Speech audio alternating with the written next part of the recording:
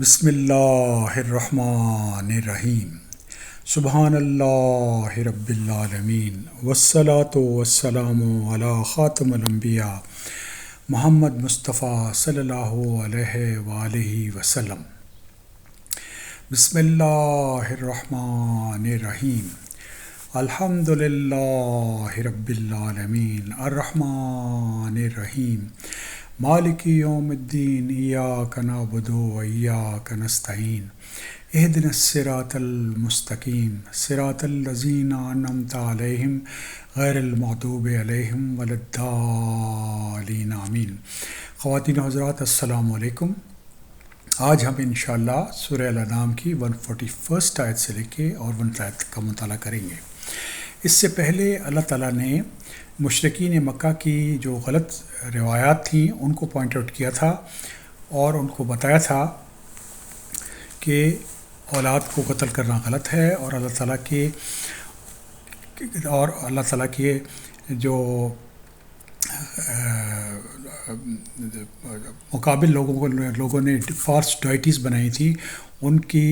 جو انہوں نے مختلف قسم کے ان کو چیزیں عطا کی تھیں، اس سے منع فرمایا کہ جو پیور عبادت ہے اور جو تمام مویشیوں کا جو ذبح کر رہے ہیں وہ صرف اور صرف اللہ رب العالمین کے لیے ہونا چاہیے۔ کسی فالس ڈائٹی کی خاطر ہمیں اللہ تعالیٰ کی مخلوق کو قربان نہیں کرنا چاہیے۔ تو سورہ الانعام کی 141 آیت میں اللہ تعالیٰ کا ارشاد ہے، اور وہی ہیں جس نے باغات پیدا کیے جو مختلف طرح کی ٹہنیوں پر چڑھے جاتے ہیں، جو بھی ان پر نہیں چڑھائے جاتے، اور کچھ کھجور کے درخت اور کھیتی ہے جس میں کھانے کی چیزیں مختلف طور کی ہوتی ہیں، اور زیتون اور انار جو ہم باہم ایک دوسرے کے مشابہ بھی ہوتے ہیں اور ایک دوسرے کے مشابہ نہیں بھی ہوتے، اور ان سب پھلوں میں سے کھاؤ جو نکل آئے، اور اس میں سے جو حق واجب ہے اس کے کاٹنے کے دن دیا کرو، اور حد سے مت گزرو، یقیناً وہ حد سے گزرنے والے کو پسند نہیں فرماتے۔ تو خواتین حضرات، جتنے بھی ہمارے پاس میوے ہیں اور جتنے بھی ہمارے پاس فصلیں ہیں، یہ اللہ رب العالمین نے عطا فرمائی ہیں، اور یہاں پر بھی خاص طور پہ جس چیز کا ذکر ہوا ہے وہ زیتون کا ہے اور انار کا ہے اور کھجور کا ہے۔ اس سلسلے میں یہ عرض کرنا چاہوں گا کہ اگر آپ غور کریں قرآن شریف پر، تو جہاں بھی پھلوں کا ذکر آیا ہے 99% جگہ پہ قرآن نے جو کھجور کا ہے ذکر پہلے کیا ہے، کیونکہ ایک بہت خوبصورت پھل ہے اور اس میں بہت زیادہ منرلز ہیں، وائٹامنز ہیں، فائبر ہے، کاربوہائیڈریٹس ہیں، پروٹین ہے۔ تو یہ ہماری تقریباً تمام ہماری جو نیوٹریشنل ریکوائرمنٹس اس کو پورا کرتی ہے، اس لیے اللہ رب العالمین نے کھجور کا بہت زیادہ ذکر کیا ہے، اور جب بھی قرآن میں ذکر آیا ہے ایک آدھ جگہ کو چھوڑ کر کھجور کا ذکر پہلے کیا گیا ہے۔ اور اللہ رب العالمین کا حکم ہے کہ جب یہ پھل تیار ہو جائیں تو اس میں سے غریب لوگوں کا ہمیں حصہ ادا کرنا چاہیے اور اسراف نہیں کرنا چاہیے۔ اللہ تعالیٰ اسراف کرنے والوں کو پسند نہیں فرماتے۔ سورہ الانعام 142 آیت۔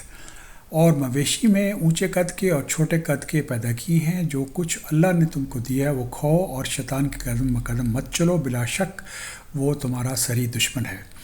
تو خواتین حضرات، اللہ رب العالمین کا یہ ہم پر فضل ہے کہ ہمیں فصلیں عطا کی، پھل عطا کیے، مویشی عطا کیے،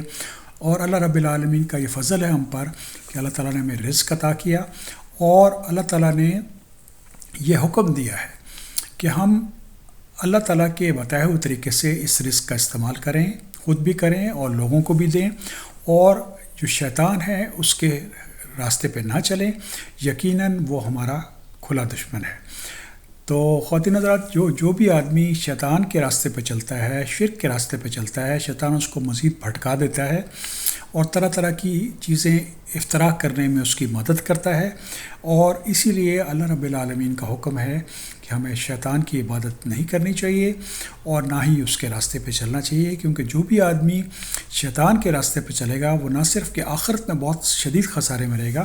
لیکن اس دنیا میں بھی وہ بہت شدید خسارے میں چلا جائے گا۔ سورہ الانعام 143 آیت۔ اور پیدا کیے 8 نر مادہ یعنی بھیڑ میں اور بکری میں، 2 قسم آپ کے کہ اللہ نے ان دونوں کو نروں کو حرام کیا ہے یا دونوں مادہ کو، یا اس کو جس کو تم دونوں کو مادہ پیٹ میں لیے ہوئے ہوں، تم میں سے کچھ اگر دلیل ہو تو بتاؤ۔ تو یہاں پہ بھی خواتین حضرات جو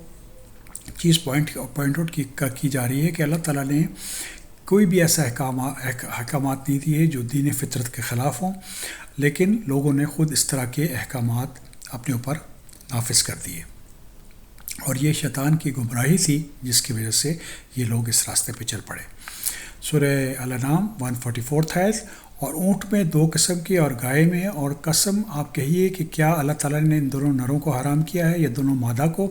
یا اس کو جس کے دونوں مادہ پیٹ میں لیے ہوئے ہوں؟ کیا تم حاضر تھے جس وقت اللہ تعالیٰ نے تم اس کو حکم دیا؟ تو اس لیے زیادہ کون ظالم ہوگا جو اللہ تعالیٰ کے پر بلا دلیل جھوٹی تہمت لگائے تاکہ لوگوں کو گمراہ کرے۔ یقیناً اللہ تعالیٰ ظالم لوگوں کو راستہ عطا نہیں فرماتے۔ تو خواتین حضرات، دین کے بارے میں ہمیں کسی قسم کا افتراء نہیں کرنا چاہیے اللہ رب العالمین پر، اور وہی احکامات لوگوں تک پہنچانے چاہیے جو اللہ تعالیٰ نے قرآن میں ہمیں عطا فرمائے، اور یہی احکامات تھے جو حضرت ابراہیم علیہ السلام نے اپنی نسل کو عطا فرمائے تھے۔ اور جو آدمی اللہ تعالیٰ کے احکامات ماننے سے انکار کرتا ہے بغیر علم کے، تو وہ آدمی یقیناً شدید گمراہی میں چلا جاتا ہے، اور اللہ تعالیٰ ظالم لوگوں کو سیدھا راستہ عطا نہیں فرماتے۔ سورہ الانعام 145 آیت، آپ کہہ دیجئے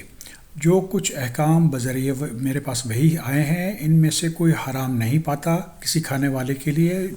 جو اس کو کھائے، مگر یہ مردار ہو یا بہتا ہوا خون ہو یا خنزیر کا گوشت ہو، کیونکہ وہ بالکل ناپاک ہے، اور یا جو شرک کے ذریعے ہو، غیر اللہ کے لیے نامزد کر دیا گیا ہو۔ پھر جو شخص مجبور ہو بشرطے کہ نہ تو طالب لذت ہو نہ ہی تجاوز کرنے والا ہو، تو واقعی اللہ تعالیٰ بہت غفور و رحیم ہے۔ تو خواتین حضرات، دین اسلام جو ہے وہ فطرت پر قائم ہے۔ اللہ تعالیٰ نے ہمارے لیے تمام نعمتیں حلال فرمائی ہیں، سوائے اس صورت میں کہ وہ مردار ہو یا خون ہو یا خنزیر کا گوشت ہو، یا اس کو اللہ رب العالمین کے نام پر ذبح نہ کیا گیا ہو، تو ایسی چیزیں حرام ہیں۔ باقی سب کچھ حلال ہے، اور مجبوری کی حالت میں اللہ رب العالمین نے ان چیزوں کو بھی کھانے کی اجازت دی ہے اگر اس سے کسی انسان کی زندگی کو خطرہ ہو، اور ایسا آدمی طالب لذت نہیں ہونا چاہیے اور تجاوز کرنے والا نہیں ہونا چاہیے۔ ایسی سچویشن میں جب بہت مجبوری ہو جائے تو اللہ رب العالمین نے حرام چیز کو بھی کھانے کی اجازت دے دی ہے۔ بے شک اللہ رب العالمین اپنے بندوں پر بہت رحیم ہیں اور بہت معاف فرمانے والے ہیں۔ الحمدللہ رب العالمین۔